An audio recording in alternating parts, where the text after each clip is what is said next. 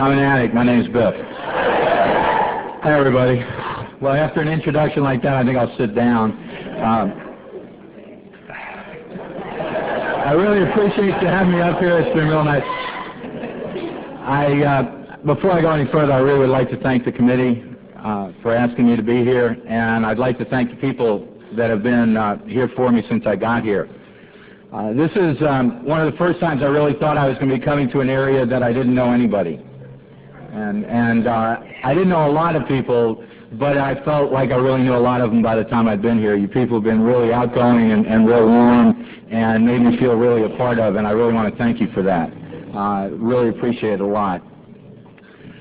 I don't want to talk too much about my using because I don't really know too much about it. You know, the longer I've been clean, the less accurate I realize my story about it was like out there is. See, I was real grandiose when I got here, and so my story was really fabricated to make it a lot more romantic than it was. I was pretty boring out there. It doesn't mean that I didn't hurt myself and hurt everybody else I came in contact with. It means I didn't do it in a real flamboyant way. I didn't run and gun in the streets, and I didn't have a real romantic story, and I didn't do all kinds of real exciting things. At least I didn't feel real exciting. As a matter of fact, I didn't feel very much of anything. I do remember the feelings I did have, and I remember the feelings I had before I started to use, and I'd like to tell you that they went away while I was using, and that they've stayed away since I got clean, but that's not nearly true. The first feeling I remember was absolute fear, and even today I can't tell you what it was I was afraid of. Probably the hardest thing I had to deal with is anytime I told anybody I was afraid, they wanted to know what it was I was afraid of, and when I couldn't tell them anything, they kept telling me there was nothing to be afraid of, and that only made me more afraid. And I learned very quickly not to share that fear with anybody because all it got me was in trouble, lots of different ways. I kept that fear stuffed for an awfully long time and realized that almost all of my behavior during my addiction, my active addiction, was an outgrowth of that fear. I was afraid to let people get to know me. I was afraid of being alone. I was afraid of being with people. I was afraid of being intimate, and I was afraid of being not intimate. It was a no-win situation from Jump Street, and I'd like to tell you that the drugs made the fear go away, but they didn't. If the drugs had made the fear go away, I wouldn't be here today. If the drugs worked for me, I wouldn't be here today. I took drugs to stop the pain, and I got here because the drugs stopped stopping the pain. You know, I didn't get here because I wanted to get clean. I didn't get here because my life was unmanageable. I got here because the drugs quit working. After I got here, I learned all those other things were also true. I remember doing a lot of devastation and a lot of pain to everybody around me the whole time I was using, and even before that. I didn't have to have a drug in my system to act out. All the drug did was help me act out without worrying about it. I used for a very long time, you know, and it was a real not characteristic using pattern from what I heard when I first got here. What that did for me was it made me lie when I first got here, because, see, my whole life I feel like I didn't belong, and then I got here, and when I got here, if you didn't shoot IV drugs and if you didn't run and gun in the street, you didn't belong in Narcotics Anonymous, because that's all they talked about. So I lied. It didn't take me long to learn how to lie about things I'd never done, because that's all we talked about in the meetings in those days. We didn't talk about steps. We didn't talk about recovery. We talked about how bad it was out there and all the insane things we did, and it was the best we could do, and it kept us clean because I guess it scared us clean for a while. I told people that I used IV drugs. I told people, I talked about all these things I had done, that I was a hope-to-die dope fiend, about running and gunning in the streets, about having a spike in my arm and all that stuff. None of that was true. But I didn't hear what the literature said. You know, where it says we don't care what or how much you use. I guess I read it and I heard it, but I'm sure that that meant other people, not me. I still thought I was different. And I still thought that if you knew that I was just a drug addict and not a dope fiend, that you wouldn't want me in Narcotics Anonymous. And I was so afraid of not being wanted at that point that I was willing to go to any lengths to belong. When I finally got honest, I had about 2 years clean. And I told the people that I had been recovering with that that was true, and nobody seemed to even bat an eye. You know, I was so afraid of, oh my God, I'm going to tell them I never shot dope, and they're going to Jimmy, all this stuff, nobody, they kind of understood. I had a feeling deep down inside they probably knew it all along and never bothered to call me on it. And it just let me know how little touch with reality I really had. Most of my fears are not bounded in anything but fear. I mean, they're not bounded in any reality whatsoever. The only reason I talk about not shooting dope is that I know for an awful long time people like me were afraid to say that they didn't do that. That doesn't mean that I didn't use enough to be here. It doesn't mean that I didn't have enough pain. It doesn't mean that I don't share the common bond of the disease of addiction. And it certainly doesn't mean I didn't earn my seat in this room. And if you're new, it's real important to know that we don't care what or how much you used. We all know what it feels like to use, and we all know what it feels like to want to stop and can't, and we all know what it feels like to be so afraid every day of our lives, and we all know what it feels like when we walk into that room and somebody puts our hand on your shoulder, looks you in the eye and says, "Welcome to Narcotics Anonymous, you never have to use again."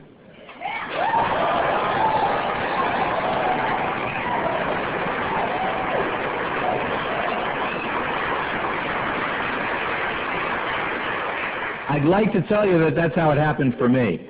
You know, that I'd had enough of drugs and I walked into a meeting and somebody put their hand on my shoulder and I found home. And I hear people that tell that story, and I'm really glad that that happens. I'm not really sad that it didn't happen for me because I had to do what I had to do to get here. And I'm only glad that I'm here. I don't care what it took to get me here. But what it did take to get me here was a little bit different than some other people and probably real similar to others. I was the kind of addict that when I was out there using, people loved to use with me because if they ever got as bad as I was, they'd quit. You know? And so I always had people around who wanted to use with me because it made them feel healthier, you know. And I was the same way. I looked at other people and thought I wasn't as bad as they were. You know, I was also the kind of addict that never had to worry about having a drug of choice. You know, I was real lucky. You know, I did not have a drug of choice. I would use anything I could get my hands on. I didn't care where it took me as long as it took me away from where I was. You know, and that was real difficult for some people to understand. I used unsuccessfully through a few marriages and through a couple of geographic cures, and I used for 25 years. And I realize now today that that makes me very, very lucky because most people don't use for 25 years and get to survive. It doesn't make me unique because I know a lot of people use longer than I did. And I'm grateful for that too. I got here because the wife that I was married to at that time cared enough to set up an intervention while she was on her way out the door. You know, and what she did was, I was a therapy junkie my last 2 years of using. I knew that there was something terribly wrong, but I couldn't accept the fact that it was anything like the drugs. So I went to therapy, and I went to therapy once a week on a private session, once a week on a joint session with my wife, once a week on a group, 1 marathon a month, 4 retreats a year, tra-la-la-la-la, you know. And what I did was I turned my will and my life over to the therapy group as I didn't understand it, and I got real mad because they couldn't make me any better. One thing did happen to me in therapy that was of some value. Well, 2 things. The first thing was I got involved with this workshop, and this guy who was really, really a good therapist, as I've come to understand later, sat across from me and listened to all this babble that was coming out of my mouth and looked me straight in the eye, and he said to me, "I can't help you." And I was really offended. I mean, he helped all these other people. What's wrong with me? And he said to me, "You're not neurotic. You're not psychotic. It's a matter of character. You just have to change." And I didn't understand what he was saying at the time. I kept saying to him, "I don't know how." And he said, "Just do it." And I said, "I don't know how." And he said, "The only way to change is to change." And I got real angry and I got real resentful and I felt really ripped off, and I carried that resentment for about a year or so, and then they did an intervention for me. And they did one. I didn't know what an intervention was at that time, but the therapy group did that deal and they put me in treatment. And I have very strong opinions about most things, so I need to say that whatever I'm going to say is my opinion and certainly not the opinion of Narcotics Anonymous.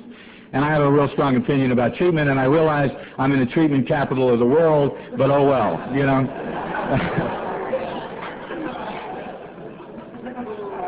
Treatment and recovery have nothing to do with each other in my life.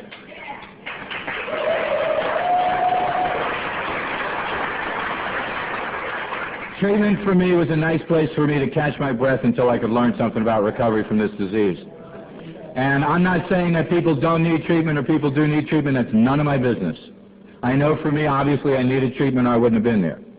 But I didn't need treatment to recover. I needed treatment to stop the insanity long enough to realize I needed something else. Fortunately for me, that treatment center believed in 12 steps. They also sent me to a halfway house. It was a 4-week treatment center that I got to stay in 8 weeks, and then they sent me to a halfway house for another 3 months. I had a little bit of denial going on there, and slight unmanageability. And the other thing is that the way that I got into treatment is I was self-employed and I had my own insurance policy, and the insurance policy I had an exclusion for addiction because it was cheaper. And when the guy said to me, well, it doesn't cover alcoholism or drug addiction because the insurance companies think they're two diseases, and I said to him, so what? So I wasn't covered. And so I didn't have any insurance to get into a treatment center. They did this intervention. I had this house that I was living in that had been on the market for about 5 months. The treatment center that they set me up with the intervention said, you will bring a check for several $1,000s with you on Monday when you come in, and the house sold on Friday. My share of the house, my half of the house, was $50 more than the cost of the treatment. I guess I needed to be there.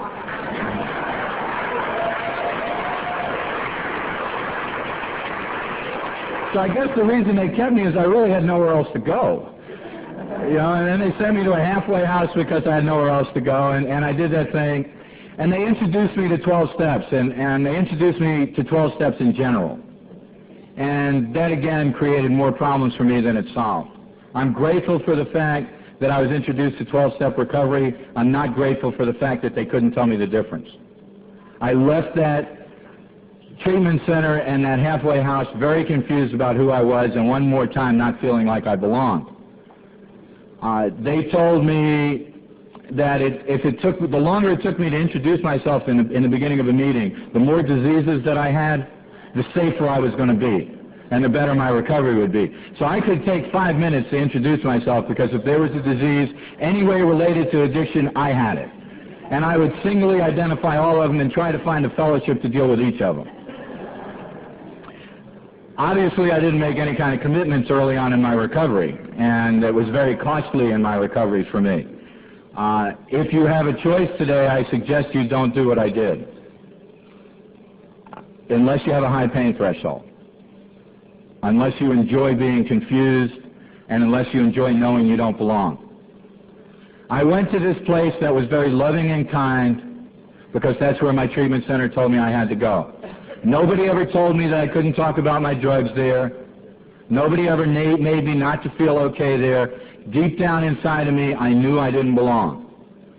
See, I went to this treatment center that was a treatment center for recovering physicians, and I was a podiatrist. So I wasn't really a physician according to the physicians, so I almost belonged there. You know, and then they sent me, then this halfway house was run by the Junior League of Atlanta, which are a nice bunch of Baptist Methodist women who are very much into ministering to you and teaching you about their understanding of a God. And I was Jewish. So one more time, I didn't feel like I belonged. And then they talked about all this stuff about how important the support of your significant other was to your recovery. And my wife filed for divorce when I was in treatment. So I figured, here we go. I surely don't belong here. Yeah, and then they sent me to this place to go to meetings, and they said, when they say a specific substance, you just substitute drugs. And I said, damn, one more time I got to change something so I can belong. What's wrong with this picture? And I'd love to tell you that I had the answer right away. But see, Narcotics Anonymous wasn't very involved in a whole lot of places in those days, and I didn't get exposed to it. And in all honesty, I was so messed up in those early days that there was nobody there to take my hand and show me the way. I was just so glad to be anywhere that I just took it. So when we were in this halfway house, we went to all kinds of meetings.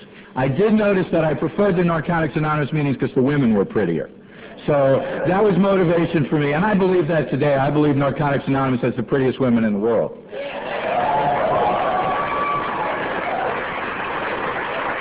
And believe me, I really have checked that out. I mean, it's something I do regularly.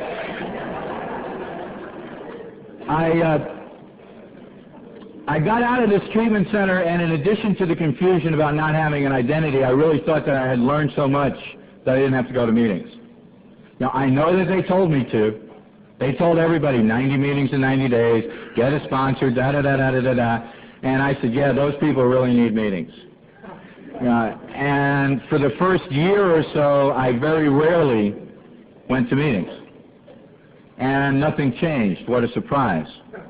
I was still as scared as I'd ever been. I was still as miserable as I'd ever been. I still had all of those same terrible feelings that I had while I was using and before I started to use.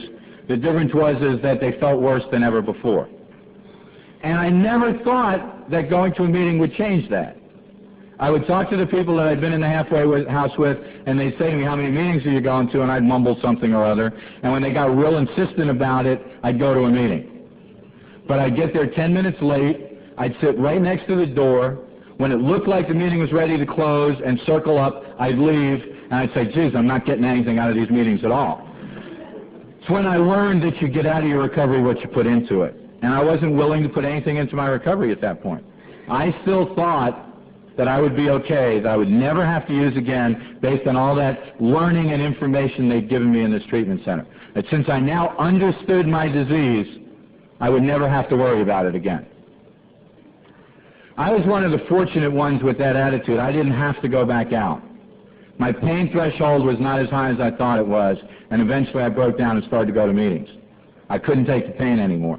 And I started to go, I never went to 90 meetings in 90 days then. I've done it many times since then, because there's many times where I've been more screwed up since then than I was when I was a newcomer. But I didn't do it then right away, and I wasn't willing to admit that maybe I was wrong right away so I could jump right into 90 and 90. No, I had to go to 2 a week and then maybe 3 a week, And then they started to ask me again, well, how many meetings do you go to? Well, I'm going to 3 a week. And I really started to develop a very small support group.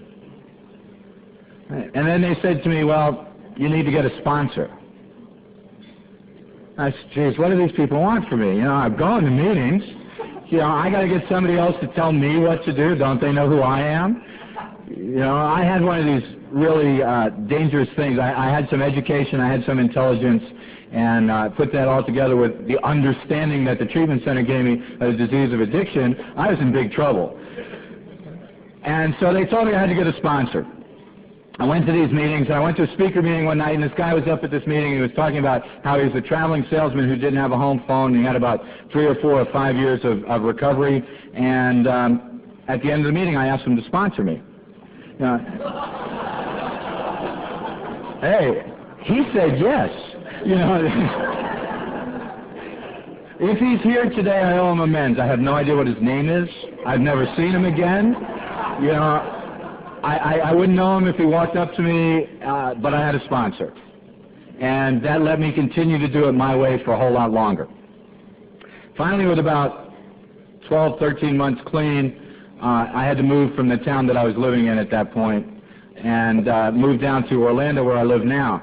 And this all of a sudden, this town that I had hated since I'd been there coming out of the halfway house, I didn't want to leave it. Sounded real familiar to me.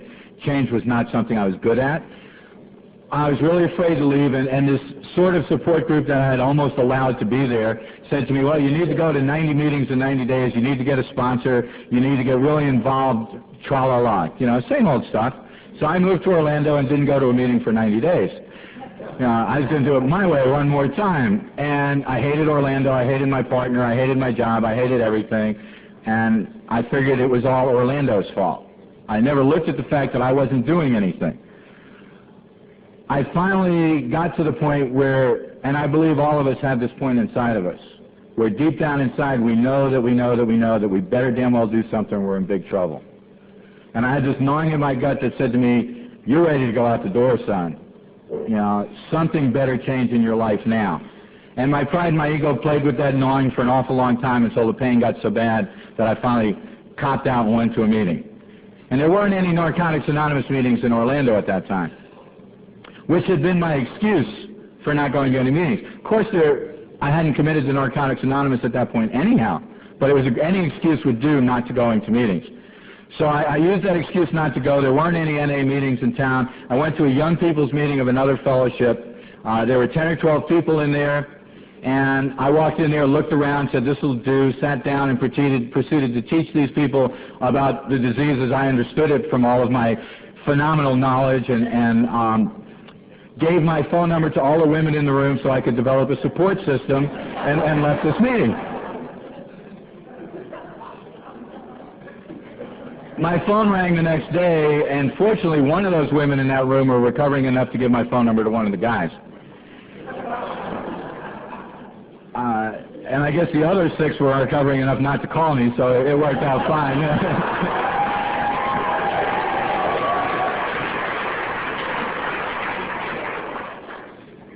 God really gave me what I need that first year in Orlando, I'm here to tell you.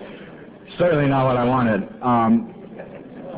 This guy called me and he said, I'm sure you don't know who I am. I was the guy sitting next to you in the meeting, but you didn't pay any attention to any of us. And he said to me, you're new in town, Charlie, all this stuff, you want to go to lunch? And I was so lonely at that point in my life, I'd have gone anywhere. You know, so I went to lunch with this guy, and we went to dinner together, and we started to go to meetings. And from going to no meetings a week, I was going to 9 meetings a week. And we didn't know anything at all about traditions in those days or about any of that stuff. And we did finally find this thing that was called the Narcotics Anonymous meeting. And it was really like, when I called and asked about Narcotics Anonymous, the reason I ended up at that young people's meeting was they told me to go to that meeting and sit there and somebody would contact me. It was like it was a secret society in those days, you know. And so there was this meeting that was being held in an adolescent treatment center, and I guess you had to have some way of getting there. You had to know some way to get in there, but this guy knew that way to get in there, and we went to that meeting. And the meeting was filled with people in treatment, young people in treatment who didn't want to be there, didn't want to be in treatment, and didn't want to be at the meeting, and 2 counselors. One of whom thought it was okay for her to drink because she was just an addict, and the other one who really understood this deal but couldn't keep a needle out of his arm for more than 2 weeks. He just couldn't do it. Right? And in spite of that, in spite of all of that stuff, what happened to that meeting was enough that this guy and I and one other guy we took with us are still all clean today, and then Narcotics Anonymous came out of that.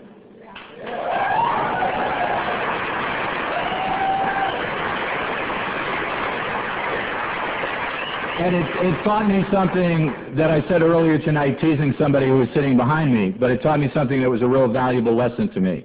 And that's that I needed to judge the message and not judge the messenger.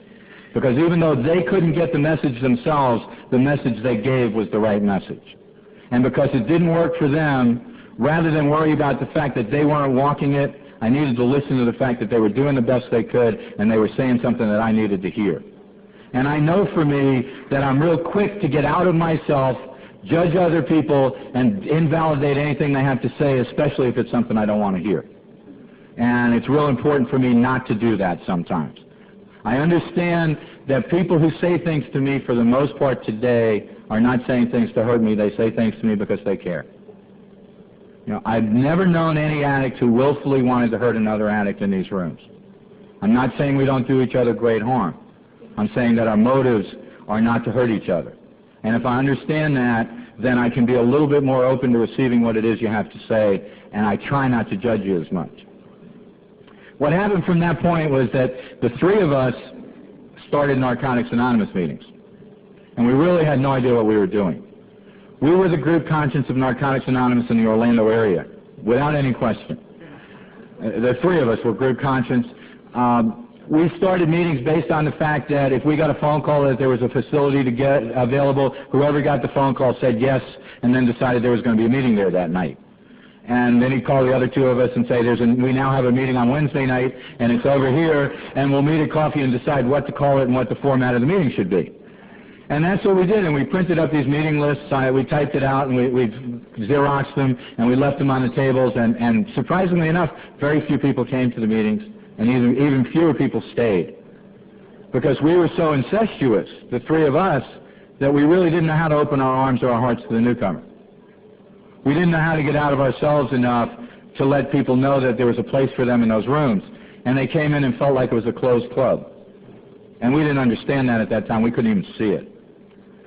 We went to something called a Regional Service Committee meeting, because we heard that there were other addicts going to be close by. We didn't even know there was Narcotics Anonymous anywhere else in Florida. We thought we were unique. Narcotics Anonymous was about 1.5 years, 2 years old at that point, and had already had a world convention and was forming a region. And we went to the second meeting of the Florida region of Narcotics Anonymous, and the three of us walked in there and said, we're from Orlando, and the chairperson said, great, who's your ASR? And you guys sit over there, and you're now called the Orlando area of Narcotics Anonymous. We didn't know what an area was, but we were it. Right? So we got in this circle and decided that one of us was going to be the ASR and one of us was going to be the alternate, and the third guy could be the chairperson of the area, so that at least everybody would have something to do, you know.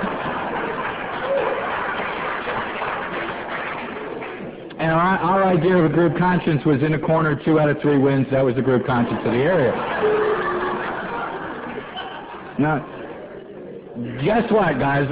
Narcotics Anonymous is alive and well and living in Orlando, and the Florida region is fine too. You know, so our best efforts to screw it up didn't work. You know, and the fact that we didn't follow the traditions and we didn't know what we were doing didn't hurt anybody but us. You know, and what I've come to understand for me today is that, yeah, the traditions protect the groups, but the guidelines and everything that we know about service today is to protect the servant much more than the fellowship. This is God's fellowship. It's going to be fine. I'm the one that's got a problem. You know, and if I don't listen to what the people who went before me teach me, then I can get hurt. And how badly I get hurt will determine whether I tuck my tail between my legs and run to another fellowship or run somewhere else and leave the only place that I belong, whether I'll go out the door and use or whether I can suck it up and work these steps and stay here. And I don't know.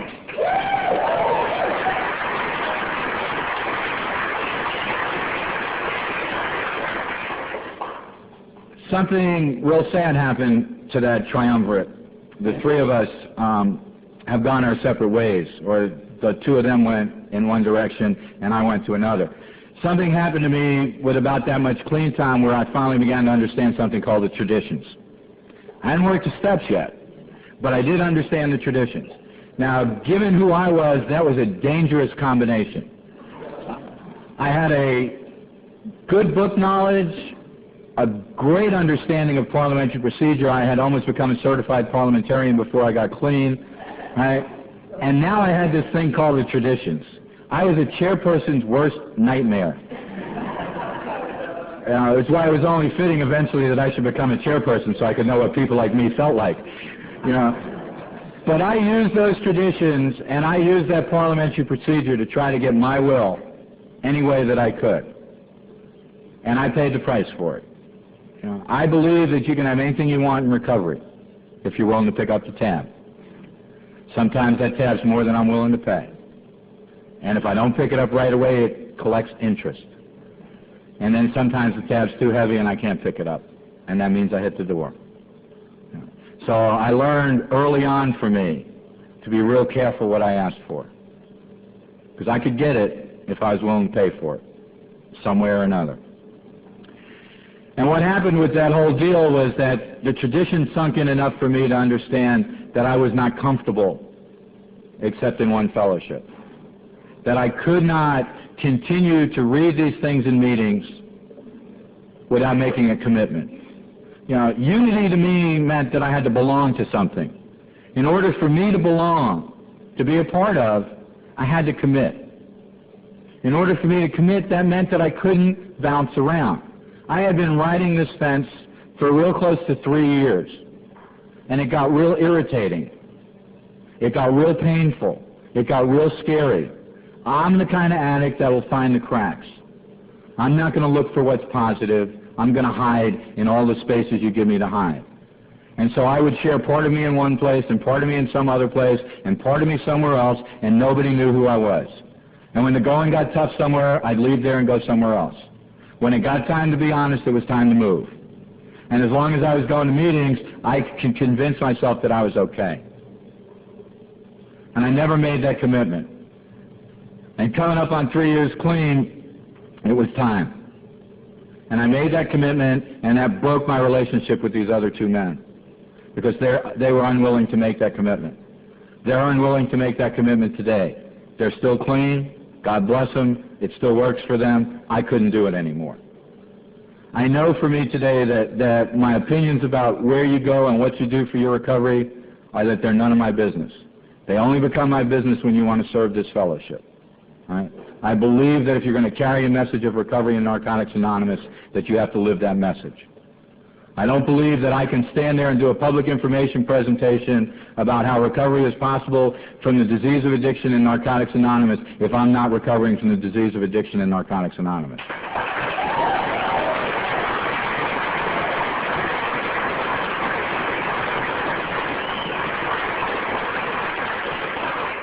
The choice was easy for me.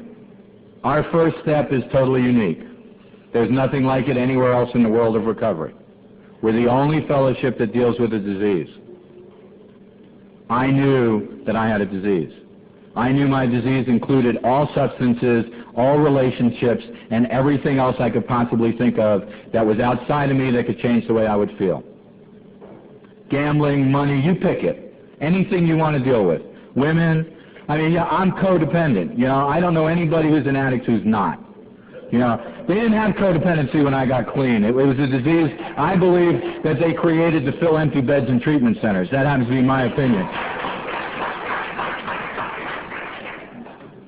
That doesn't mean that we're not all sick when it comes to the way that we relate to other people. And it doesn't mean that we don't all need help in that area. But the help is in the first step for me, and in all the steps that follow. If I accept the fact that my inability to relate honesty with another human being without trying to control and manipulate is part of my disease of addiction, and that I'm powerless over that, and that a power greater than I can help me with that, then I have a shot. If I'm not willing to do that, then I can go 6 million places and get therapized to death, and nothing's going to change. And that's what I know for me.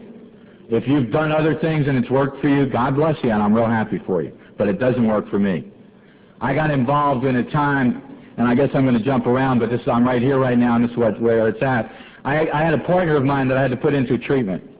And I didn't know it at the time, but when I put him into treatment, part of my responsibility for putting him into treatment was I had to go to codependency treatment for 6 days as this addict's codependent.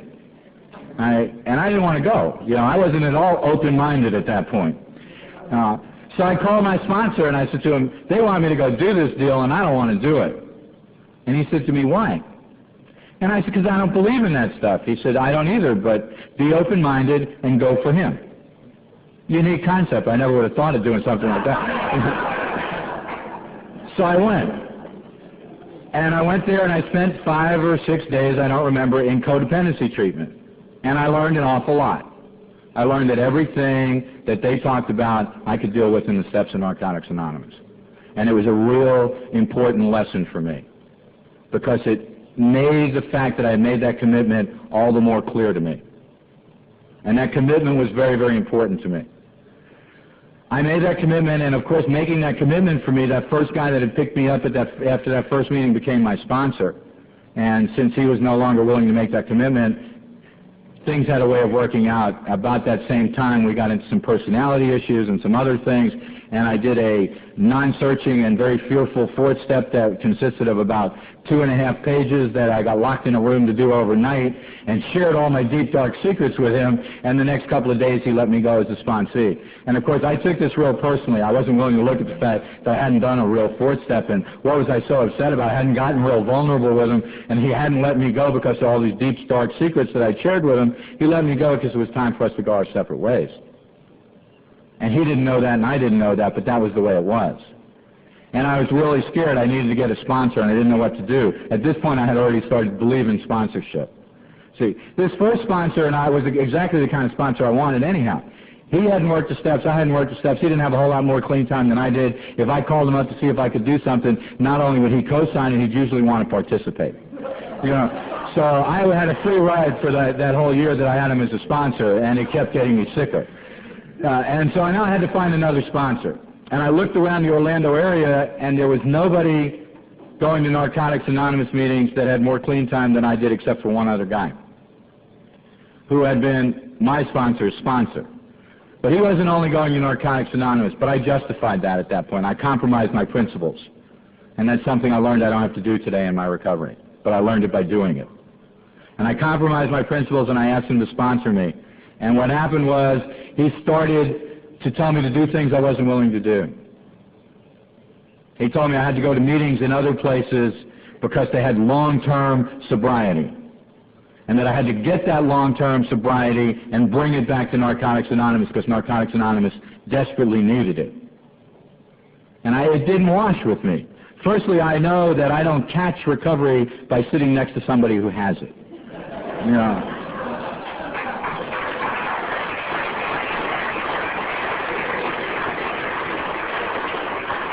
So I couldn't go to this other place and sit next to these people who spilled more than I ever drank, you know, and get anything out of that, you know, and that was for me. The other reason is I didn't really think that anything had to be brought back to Narcotics Anonymous other than the steps. You know, there were people there now in Orlando that had 2 and 3 years clean. And yeah, we weren't dinosaurs, but we were doing the best we could. And we were sure starting to talk about the steps. And we had gotten a book that year, and there was stuff in that book, and we didn't have to do it alone. And we weren't just dealing with a couple of pieces of literature anymore. We had people who were sharing their experience, strength, and hope for us through writing. And that worked for us. And there were addicts all over the Florida region that had more time that were willing to drive 6 and 7 hours to come to Orlando to help us with a meeting. And they kept telling us that any time we asked. So we didn't need to go anywhere else. And so I stopped listening to that sponsor except when he told me what I wanted to hear. You know, and one more time, I knew that it was time for a change. And during that time, I went to a world convention in New York. You see, at this point, I was already chairman of the Florida region, and I had done some other things, and I figured I had 3 years clean, and I was chairman of the Florida region. It was time for me to have a relationship. You know, I was due. I mean, I would sit there and tell you that God did not get me clean to spend the rest of my life alone. And I really believed that at that point. I also believed all of the other insanity that society teaches us and we bring into these rooms. I believed that I wasn't okay unless I was in a relationship. I believed that in order to be whole, I had to have a woman on my arm. I believe in order to be a success, that you had to really envy what I walked in the room with. I believe that my well-being was judged by how you judged me by who I was with. And most of all, I thought that the worst thing in the world was to be alone. And I needed a fix. And I wasn't willing to cop to that, but that was reality. I needed a fix. And I believe for this addict and many others that I know, that when we stopped using drugs, our drug of choice was sex. And in order not to be considered a slut, I needed to have a committed relationship.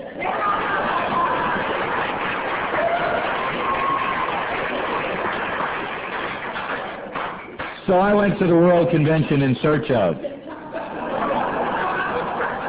And it certainly wasn't recovery that I went up there after. And it wasn't recovery that I got. I got exactly what I was looking for. I held my arm out. She fit right underneath it. I know why I held my arm out. God knows why she went underneath it. That's her story. Yeah. She was everything I ever wanted in a woman.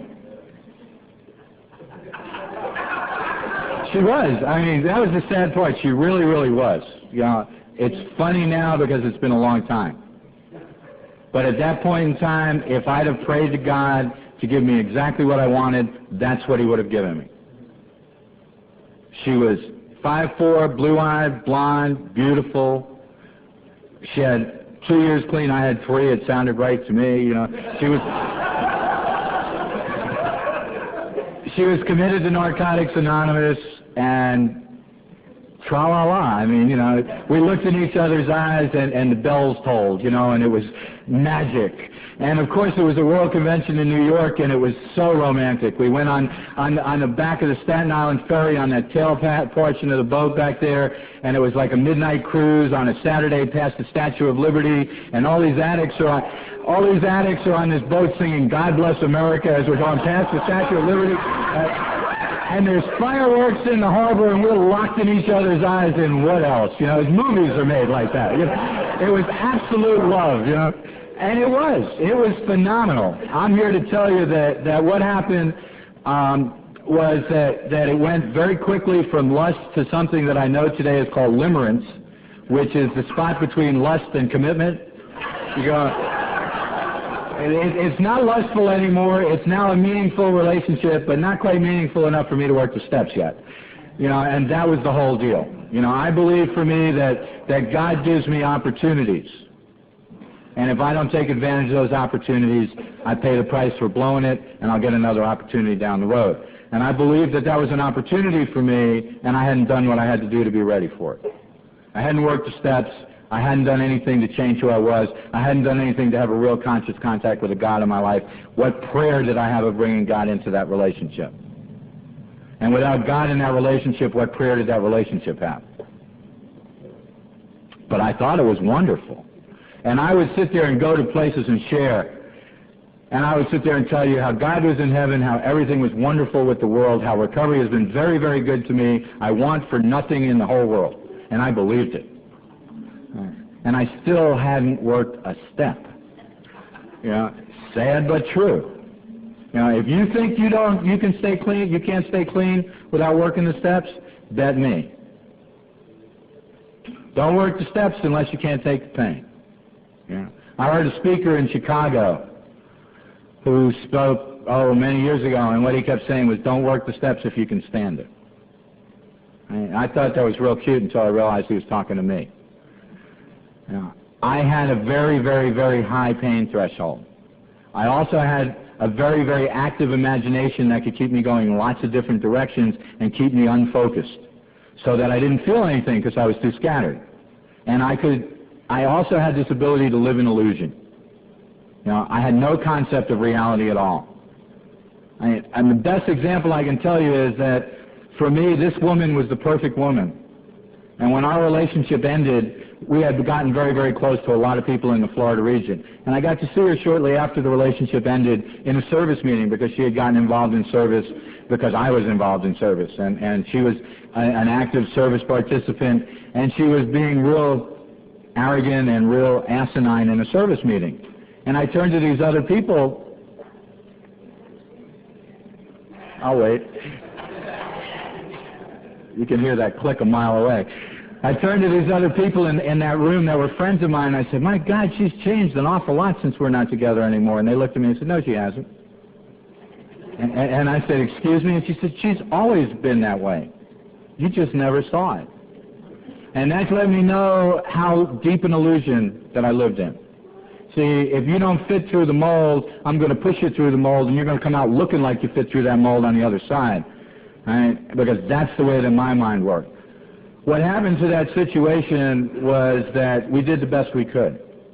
And in the beginning, it was real, real beautiful. And when we walked into a room, people felt better because we were so happy. And we looked lovingly and caringly at each other, and we thought this was going to go on forever. And it didn't.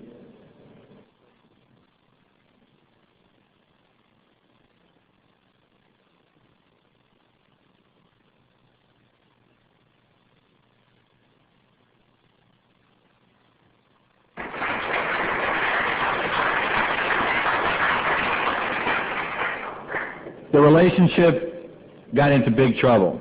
At this point in time, just before I got married to this woman, and I did marry her, because I wasn't a slut,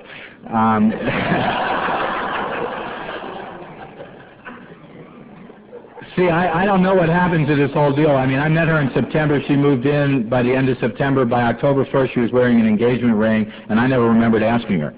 But I was okay with it. I mean, I knew I bought the ring, you know. And it was real okay with me, and I wanted nothing more than to marry this woman and live happily ever after. And that was exactly the point. I wanted nothing more. And I learned something when I first got clean that was real, real important that I didn't want to remember. Anything that I put before my recovery, I will lose. Anything. And she was more important to me than my recovery. And God loved me enough to take her away, because if he hadn't, I'd be using today. Because anything I put before that recovery of mine, I will lose. And if I'm not real fortunate, I'll lose my recovery right behind it. And I had done that in other areas, but not in an area so important. See, I cut this deal with God. God, you can have anything you want from me, just don't take my wife. And God said, no deal. You know, it was real simple. You know, before I got married, I had to find a sponsor. And I guess what'll clear it up is I got back from New York, and I met this woman, and I said to the guy that was sponsoring me, who I wasn't listening to anyhow, I met this woman in New York, and we're going to get married, and what do you think? You know, at least I asked him what he thought. That was unique for me anyhow. And he said to me, well, don't you think you ought to slow it down a little bit and take your time, maybe make a pro and con list and look at all these other things and everything else? And my open-mindedness at that point was, look, just because you've been dicking around in this relationship that you're in for 11 months and you're unwilling to make a commitment, don't lay your crap off on me.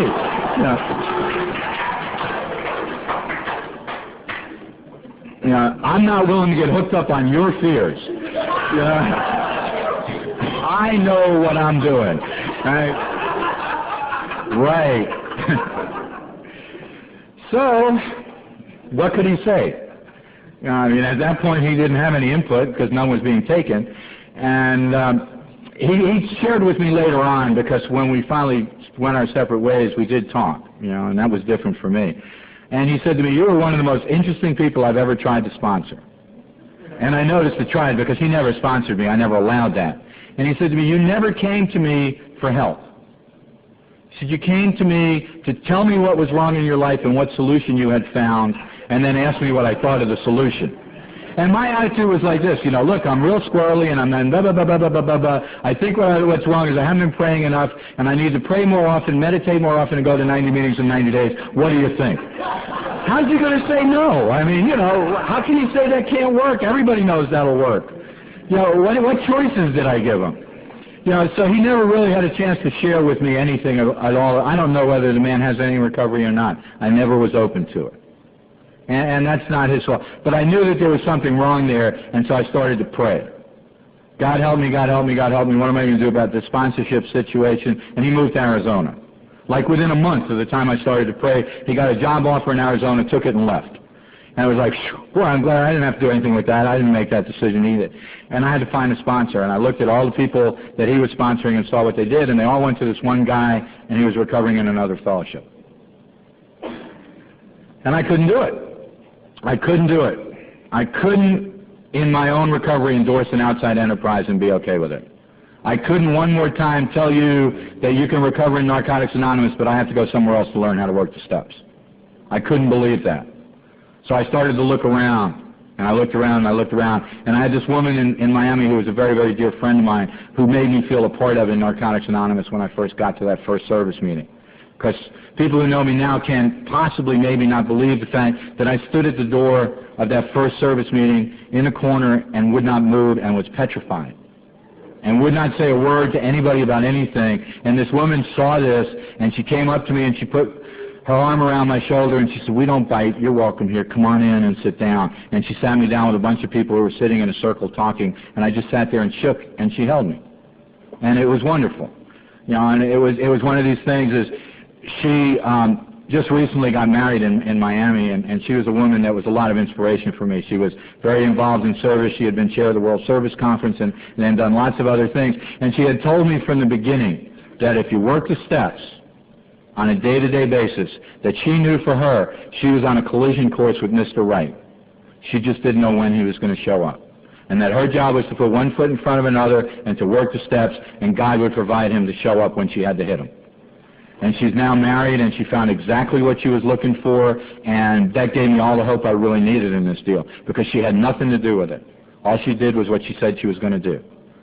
And she started to talk to me about this deal of sponsorship, and she suggested this one guy who lived down in Miami. And my attitude was, him? You got to be kidding. Anybody but him. Yeah. And she said, well, what's wrong with him?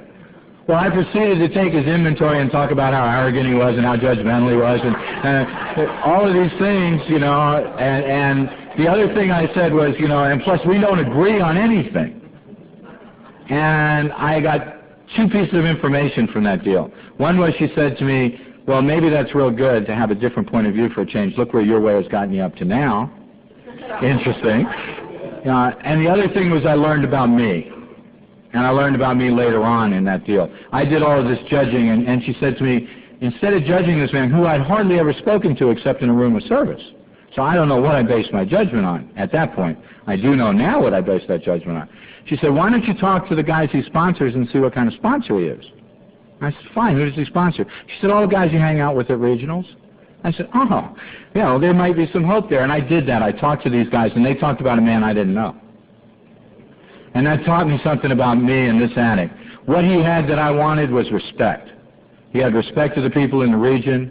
He had a way about him that let me know deep down inside that he knew what he was about, that he had the steps in his life, that he had a God, and that he could hold up his head high and take a seat in the room because he knew he belonged there. He was committed to this fellowship, and he was doing service to this fellowship, and he had the utmost respect everywhere he went. And for me, this addict, the easiest way for me to deal with somebody who was what I wanted to be was to try to destroy them rather than try to get to be who they were by doing what they did. And that's what my inventory was. It let me know that the best way for me to feel equal for you is to bring you down, not try to stand up. And I had to be real aware that that's the way that I used to behave. And that's one of the gifts that's come to me from the steps. And I asked this man to sponsor me at a service meeting, of course, and he didn't say yes right away. How dare he, you know? What he said is, I'm going to go outside, I'll be right back, let me think about it. And I know today that he was as astonished that I asked as I was at asking him. I later had to share with him how desperate I was, and he said he had sensed the desperation, you know. And I know that he went outside to pray, you know, like, God, what are you doing to me, you know? And he came back and he said to me, yes, but you have to remember one thing. You asked me, I didn't ask you. So we're going to do this deal my way. And I was like, oh. And then he told me three other things. He said to me, don't ever lie to me and call me once a week. And then he said, I know you're judging yourself now because you've never worked the steps, and I know you're really down on yourself for all this stuff, but understand you stayed clean for over 3 years, so you had to be doing something right. So put down the bat and let's get on with the steps. And I needed that at that point, and I've come to understand that this man is probably the most gentle man I ever knew. Oh, shit, all the time. I never can share about him without filling up, and that's a gift. He's obviously saved my life more than once, but he taught me something. He taught me about love. I came here not believing I was capable of loving myself or anybody else, and through the way that he loved me, he showed me that not only was I worthy of love, but that I knew how to love back. And I know how to love this man without conditions and without possession. I'm not jealous of the other people he sponsors. I'm not jealous of his time. I don't get all bent out of shape if he forgets to do something that's important to me. I have no problem with him being human. I have no problem with him making mistakes. I have no problem with him being an addict. I have no problem with anything that he does because I know deep down inside that he loves me, and I know deep down inside that I love him. And I know that if I could ever have a relationship with a woman like that, that it would work. You know, what happens to me is that if a woman I'm in a relationship with forgets something, it's like the end of the world. You forgot my anniversary. You forgot my birthday. You could do this to me. You know, all of a sudden it's a big deal. You know, with a woman there's pride and ego. With this man there is none of that anymore. He's seen me at my worst, and he's been there. And I've seen him at his worst, and I didn't judge him for it. And I don't know how that happened, but I know that it happened, and I know because that happened, I was willing to work the steps. And he gave me an assignment about writing the first 3 steps, and I wasn't willing right away. I mean, he told me that at the first time that we started this deal, and he said, write the first 3 steps and put them in the mail to me, and then we'll go on from there. And he told me how he wanted the first 3 steps written. And I'm not into telling you how I write the steps. I believe that that's between you and your sponsor. You know, I know that there are different ways of doing it, and if it works for you, do it. If it doesn't, you'll know. You know, but I don't believe you can work the steps without writing them. I mean, that's my opinion, and it's been my experience. So he told me to write the first 3 steps and to send them to him, and my first reaction to him was, well, yeah, but I got 3.5 years clean, and I'm chairman of the region, and I've already gone over the first 3 steps with my other sponsors, and can't we start on the 4th step? You know, right after he told me we were going to do it his way, you know. And he said to me, write the first 3 steps and put them in the mail to me and call me on Monday. And I said, okay. Yeah, I realized I wasn't getting anywhere. And of course I didn't write the steps because now I had a sponsor and I could take a breath, you know, and it wasn't crisis anymore and everything was okay. And so I took a breath and I celebrated the fact that I had a sponsor, and I took a vacation and didn't do anything until something happened. Now I know that a lot of people do foxhole praying. I do foxhole step work. I work the steps when I'm ready to lose something. You know, I cut this deal with God. God, I'll work these steps, don't take it away. You know, and so I was going to get on a plane and go see a lawyer because the little bit that I had left at that point in my recovery was being threatened with some kind of lawsuit. So I furiously sat down and wrote these 3 steps. And I made this deal with God. God, I'll have the 3 steps done before I leave the airport where I'm going. Don't take anything away from me. And I wrote them on the plane and into the taxiing into the airport and finished them up and sealed them and put them in the envelope and dropped them in the mailbox in the airport so God knew I was serious. You know, and he wasn't going to take anything away from me. And I went to the lawyer's office and nothing happened. You know, there was no big deal. I had projected all kinds of gloom and doom and fear that was totally unrealistic anyhow. And even if I hadn't written those 3 steps, probably nothing would have happened. But, you know, I wanted to believe at that point, yeah, God, we got some deal going here, you know. I'll keep doing it this way and you keep your end of the bargain up. We're going to be fine. And I knew that my sponsor was being sponsored by somebody out of town, so I knew he knew how to do this deal. And I called him up about, 5 or 6 days later, and I said, did you get the steps? He said, yeah. And I couldn't say to him, well, what did you think? Because my pride was too bad. You know, I couldn't say to him, what did you think of those steps? Or how were they? Or what, do you have anything to say about them? I wasn't willing to be humble enough to ask. And he never said anything. You know, he just said, this is what I want you to write on your 4th step. And it took me about 1.5 years to ask him about those 3 steps, you know. And I said, by the way, what did you think of the first 3 steps? You know, this is after I had a real solid relationship with him. And he cracked up and he said to me, I put you on the 4th step, didn't I? What else do you need to know? You know? Too simple. I could have never thought of that, especially dealing in pride, you know. And so he had me write this 4th step, and he had me write this real long, involved 4th step because I had never been fearless and thorough. And so I had to write everything I could think and feel, and it was a really long deal.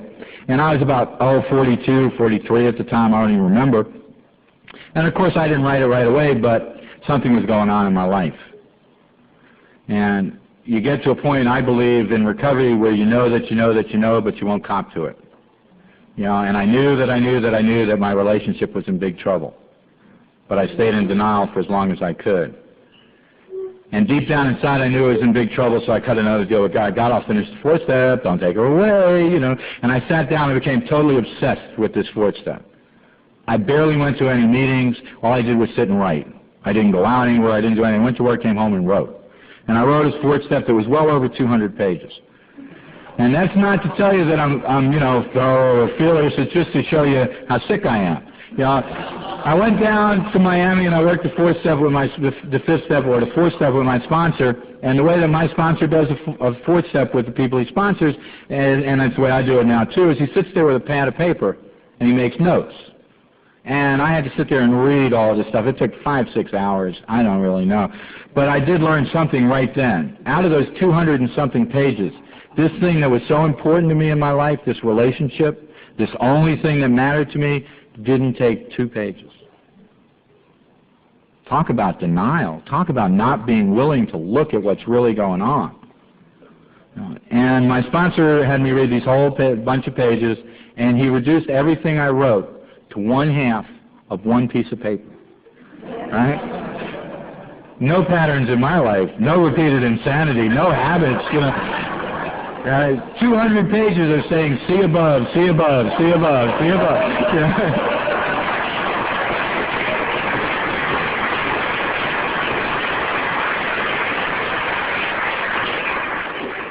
And what my fantasy was is that I'd finish the 4th step, that my sponsor would sit down with her sponsor, and the 4 of us would work this whole deal out, and we'd all live happily ever after.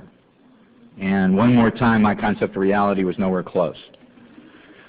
I knew at that convention that I went to, it was a Florida Regional Convention right after I finished that step, that my marriage was over. I wasn't willing to admit it, and it took another 2 months for it to end. And it ended at a World Convention in Washington, D.C. which was real poetic. I mean, full circle. Started in a world, ended in a world. I didn't think it was very poetic at the time. I didn't think it was real funny. I didn't think anything other. I didn't think. I was in such excruciating pain that I couldn't feel anything but that pain. I would love to tell you that it was okay, but there was really nothing okay. The marriage was over. The way that it ended was ugly, and a lot of people got hurt by the ugliness. She had, I believe also that paybacks are a bitch, but I'll get mine someday. And the first two marriages that I had been in while I was using, I didn't know what fidelity meant. And the third one was my payback. Right? And it was sloppy, and it was careless, and it was obvious, and my pride and ego were right out there on the line, you know, and my attitude was, how could she do this to me and with him? And it was, you know, all of that stuff. The really sad part of it is that an awful lot of people who cared about him, who cared about her, and who cared about me got hurt in the process. And I've come to understand today that we're not real good at doing those things neatly. You know, we're not real good at that at all. She did the best she could. You know, it wasn't good enough, but it was the best she could. And how can I blame him, who was supposed to be my friend, for being obsessed with her when I was just as obsessed with her as he was? You know, I blamed them for a long time, but I can understand now what they went through. You know, unfortunately, they never forgave themselves, and both of them are using today. And that's the real catastrophe. They've been using, she had 6 years, he had 5 years when they went out, and they've been out for a couple of years. And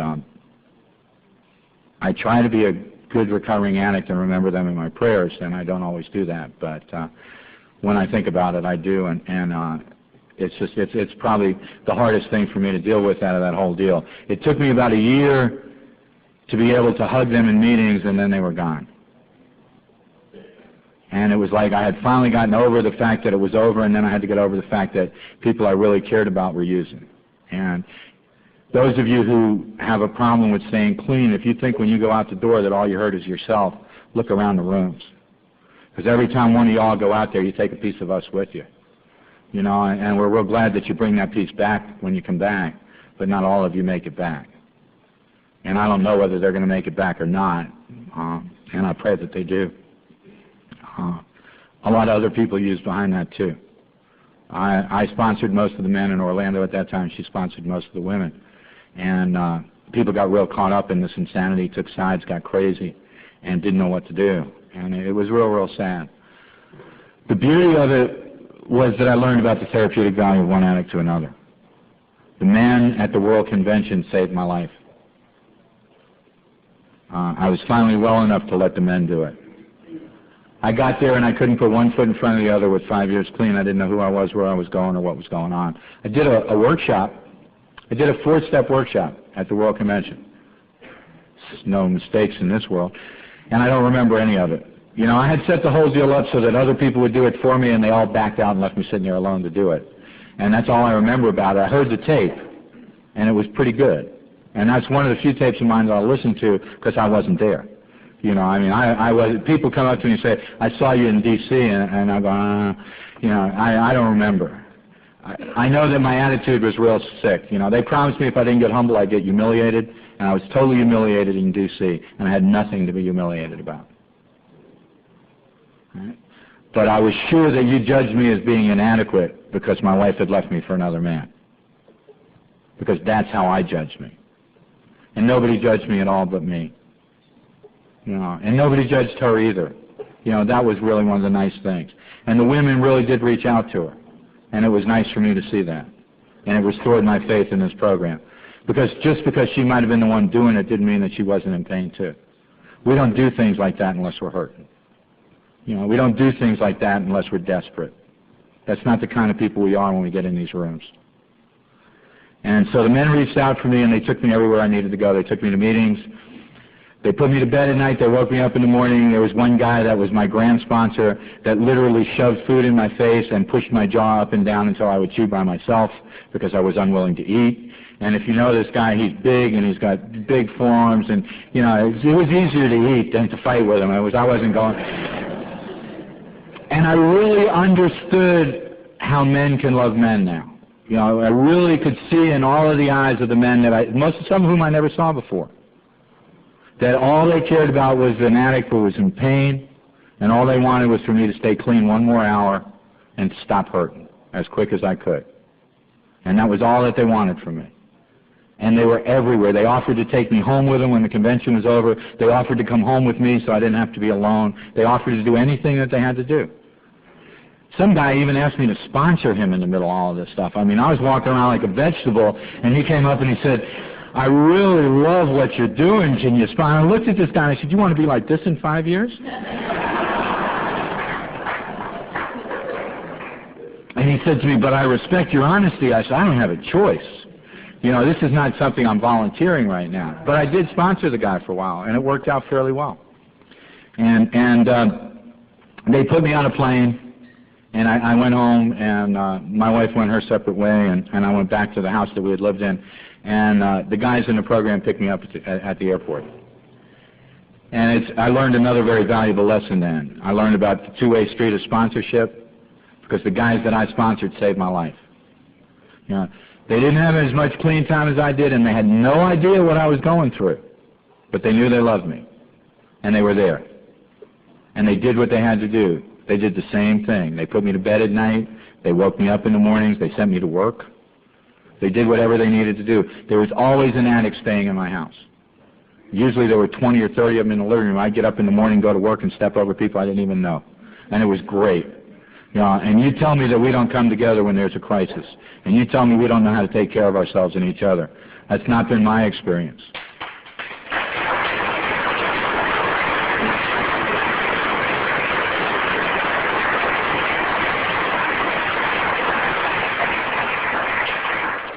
And sooner or later things had to happen. I had to get on with my life, and it took a while.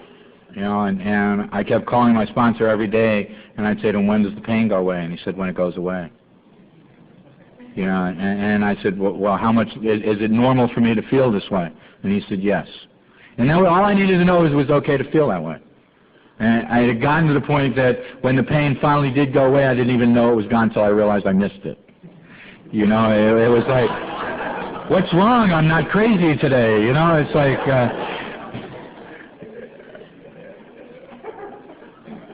I know that for me there's a tremendous difference between being in pain and suffering. You know, I've heard people say that pain in this program is optional. I don't believe that for me. Maybe it is for other people. Suffering is optional. Self-pity is optional. Suffering addicts use. Addicts in pain work the steps. I mean, that's basically the difference.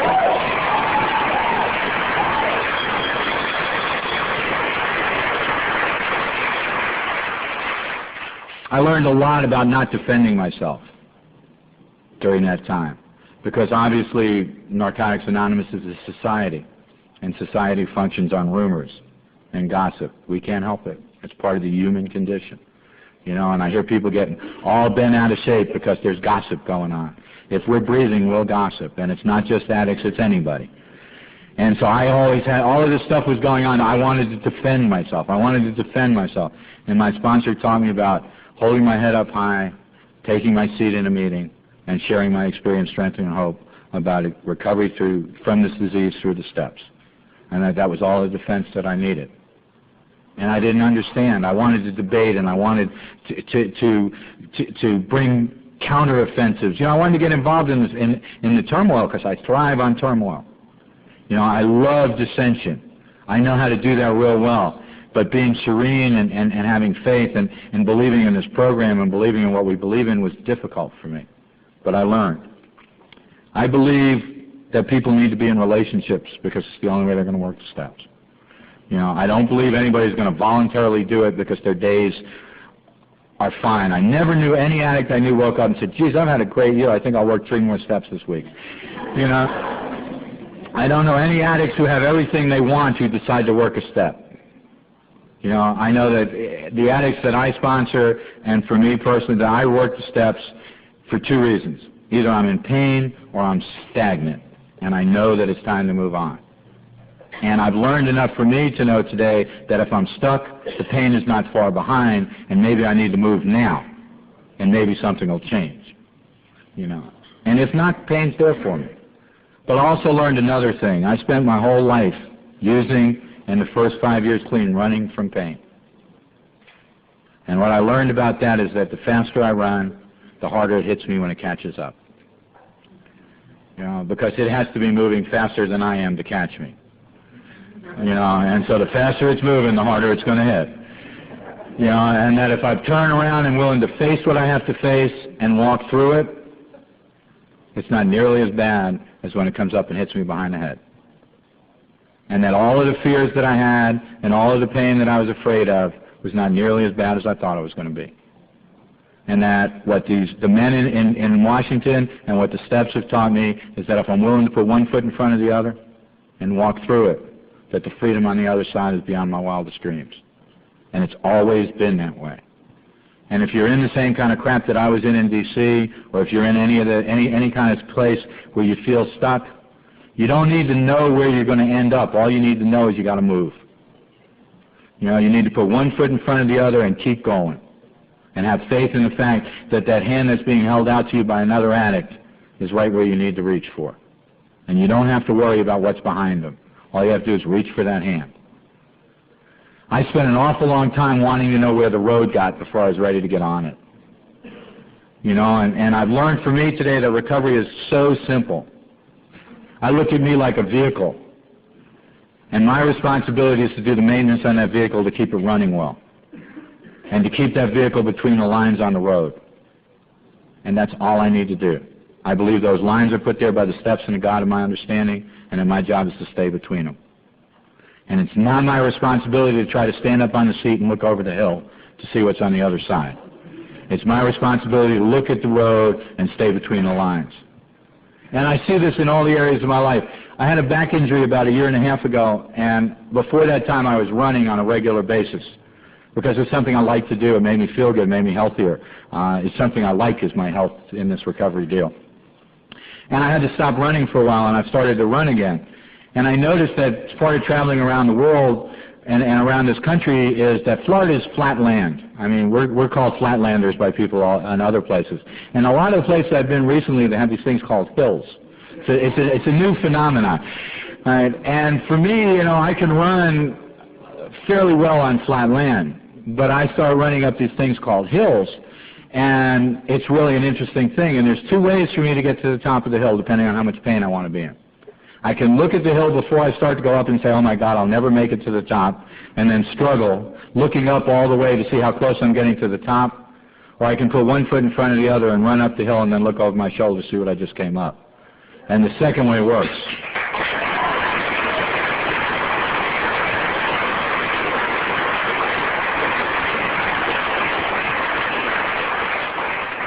I got on with the fifth and sixth step relatively quickly after that fourth step because nothing like pain to get you to work. And I saw that the exact nature of my wrongs when I wrote them on paper were all based on fear and pride. You know, and that my attitude was to get you before you got me because I was afraid. And then my attitude was to look good at all costs no matter what it did to you. And that was the exact nature of my wrongs in any situation. You know. And I learned from that fourth and fifth step a much cleaner definition of a second step for me.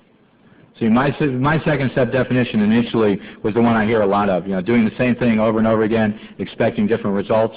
That's really true. That's part of my insanity definition. But the other part of my definition of insanity is doing the same thing differently, believing I'm doing something different. And I do that on an ongoing basis. You know, that's part of the illusion that I live in. And it's part of the fact that only the steps and a God of my understanding can change that. I'm not capable of that.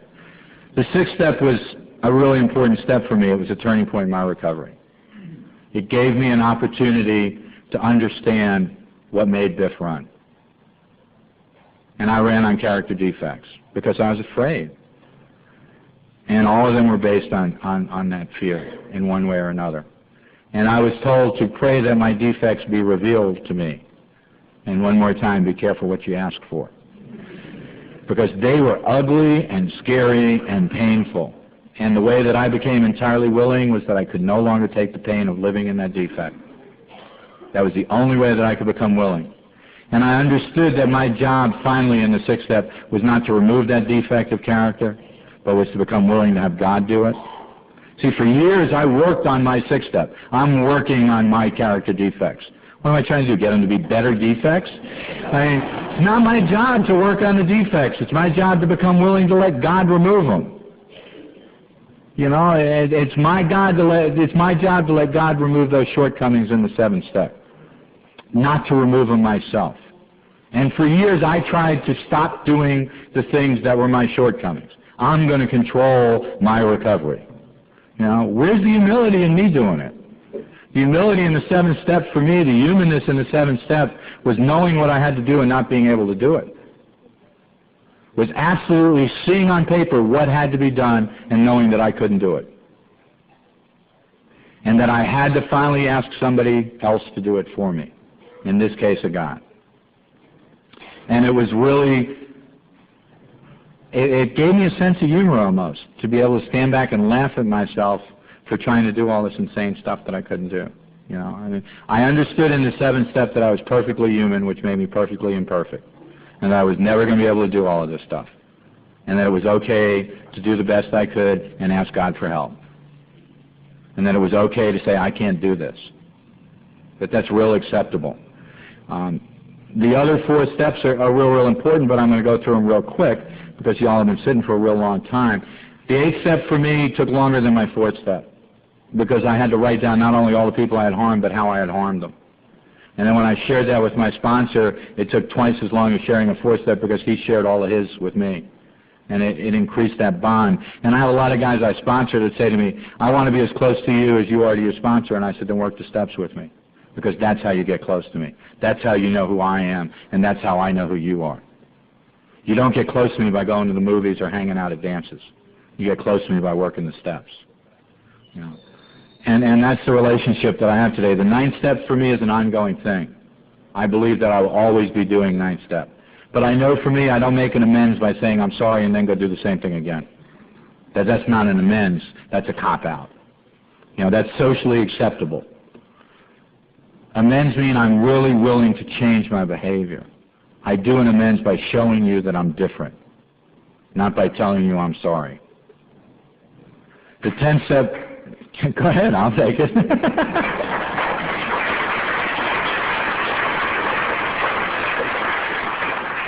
The 10th step for me today, I would love to tell you that I sit down and I write a journal every night, but I don't. I do an inventory every night, but I don't do a written inventory every night. And my inventory is not only done at night, I do a checklist sometimes. Running is great for me. I can do an inventory in my head while I'm running. You know, when the inventory starts to look crazy, when I'm starting to look real negative or too perfect, then it's time to write. You know, because I know for me that my inventory in my head can get out of touch with reality relatively quickly if I'm not careful. You know, when I do an inventory of myself, and I heard a speaker share this before too, that I look at myself in my mind as being 19 or 20 years old, you know, and when I put it on paper, I have to write down my birth date. It doesn't work, you know. So I can be that out of touch with reality in other areas of my life too if I keep it in my mind. And so it's real important for me to periodically write that inventory. Yeah. And when I'm wrong, to promptly admit it. This program gives me the right to be wrong, so I have no reason to be afraid to admit that I'm wrong. Y'all gave me permission to be wrong without worrying about the fact that I was not going to be welcome here. The steps and the traditions guarantee that.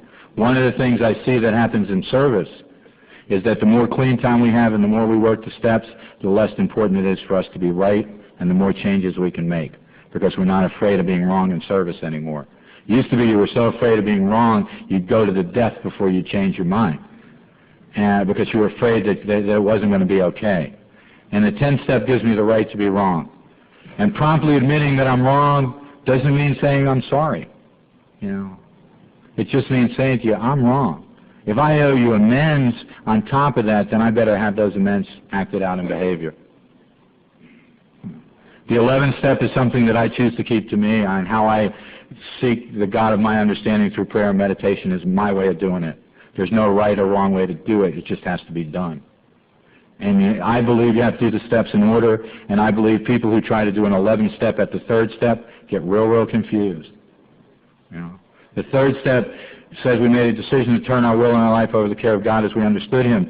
It doesn't say anything about praying for the knowledge of His will for us that day, or the power to carry it out. And I hear people early in recovery getting hung up on a third step because they don't know God's will for them. And it's got nothing to do with the third step. You know, you made your decision to turn your will and your life over to God's care. It's none of your business anymore. That's what the third step is.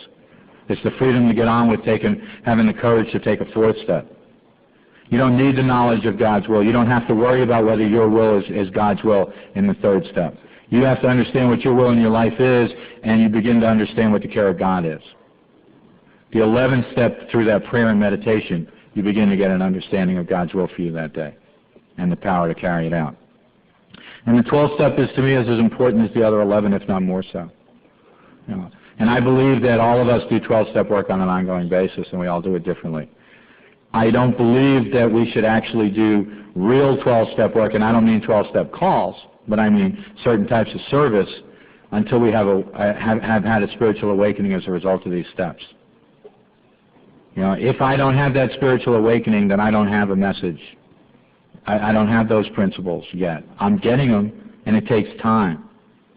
But once I've had that spiritual awakening as a result of these steps, I now have a message to carry to other addicts, and I now have principles to practice in all my affairs. And I can get on with that. And the 12 say that's why most of the service commitments say that you should have a working knowledge on the steps and traditions in order to serve. I don't believe that if we haven't had a spiritual awakening, we can talk about the spiritual nature of this program with a complete understanding to people who don't understand. All right? Because we're not clear enough on it ourselves. I don't believe that we can have a real full understanding of the spiritual principles behind the traditions without a spiritual awakening. If you're like I was and tried to work the traditions before the steps, you'll pay the price that I paid, which is a lot of pain. I believe that the steps and the traditions are married and they have to be worked together. And I believe you can't have one without the other. And I believe that both of them are essential to our recovery, both as a fellowship and as individuals. And I believe that the gifts that I've been given by serving this fellowship are beyond my wildest dreams. You know, I know a lot of people are real hesitant about service. I got into service for all the wrong reasons. But I've done a lot of right things for all the wrong reasons. And if God shows up, then they end up being right anyhow. Because I change. And then the reasons change. I got into service out of pride and ego. I also wanted to be president of NA, and I wanted to be right in the middle where you wouldn't let me go away. So I figured if I got involved in service, you couldn't throw me out. And I did that. And I stayed involved for all the wrong reasons for a while, and then the pain got great enough that I finally worked the steps. You know, I had been in service 2 years before I worked the steps, and I picked up the tab. I believe service is an opportunity, not an obligation. I believe it's a privilege that you're given to serve this fellowship. For me, I've had the privilege to give back what has been freely given to me, 100-fold. And it's been a blessing everywhere I've gone. This fellowship has taken me places I never dreamed of going. It's had me meet with people that I never thought I'd ever meet. I've been outside the United States for service to Narcotics Anonymous. I've met addicts from other cultures and other worlds, and I've gotten a feeling of hope and inspiration that I never would have gotten without it. If you don't take advantage of that opportunity, I'm not worried about Narcotics Anonymous. I'm sorry for you. There will be enough people to serve. We will be okay. If you choose not to serve, it's your loss. And service doesn't mean you have to have a title, and it doesn't mean you have to carry an elected position. It means you have to be of service to the fellowship. It means you have to sponsor people. It means you have to be there. It means that somebody better be at that door for that newcomer. I go to a lot of meetings where there's lots of people who have lots of elected positions, but nobody remembers to stand up and welcome the newcomer. And that's sad. All of this stuff we do worldwide has one reason. The reason that we do all this service stuff, the reason that you get all these reams and reams of paper, the reason that all of this stuff is going on is so that when that addict out there who doesn't even know that Narcotics Anonymous exists walks through the door, somebody will be there for him. And that somebody will say, "Welcome to Narcotics Anonymous."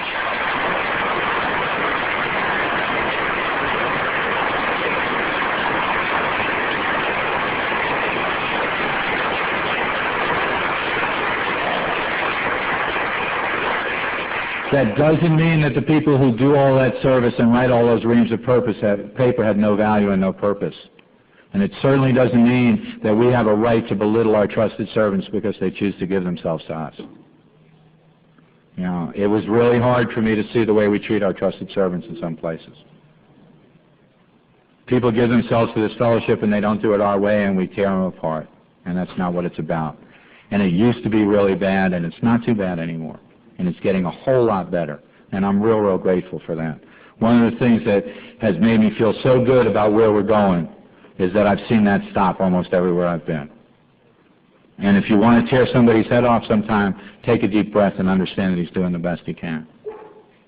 And it doesn't mean you can't confront him with love, but if you can't confront him with love, don't confront him.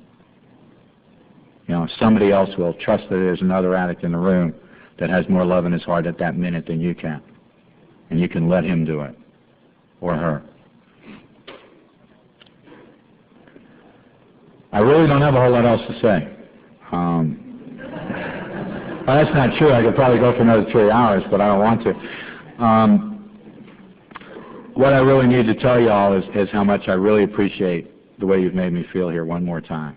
And the gifts that Narcotics Anonymous has given me and that they have in store for you. You know, what I know today is that I love this program more than I've ever loved anything in my life. And that if any of you who are new can begin to feel any of the feelings that I feel now, they'll only get bigger and bigger. I mean, and those of you who aren't, you know, it keeps getting better, and it keeps getting simpler, and it keeps getting, it doesn't necessarily get easier, but it does get simpler. And the feelings get bigger and bigger and bigger. Like I said, I came here, I didn't think I was going to know anybody, and I knew a lot of people. And even the people I didn't know, when I hug them today, I can feel so much more than I could ever feel when I hugged them when I first got here. And I can look in another addict's eyes today, and I can feel the love that we, us very special people, have that nobody else has. You know, there's something, you know, I believe that everything that God gives us is for a reason, and I believe He gave us the disease of addiction because we're the most loving people in the world.